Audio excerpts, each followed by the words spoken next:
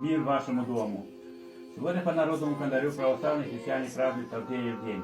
По церковному календарю православной церкви сегодня чтит память пророка Авдея, мученика Варлаама, преподобных Варлаама Пустынника и Иосафа, царевича Индийского, и отца его Авенира, царя, святителя Филарета, митрополита Московского Дроздова, преподобного Варлаама, игумена Печерского, в ближних пещерах, празднуется Авдетиний Матей, преподобного мученика Адриана Пошехонского, Ярославского игумена и другие православные святые, имена которых вспоминают в этот день. Сегодня также празднуется икона Божией Матери, скорбях и печалях, утешения.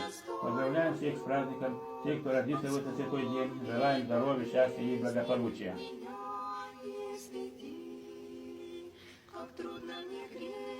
Светлая память ушедшим в мир иной. Смущен.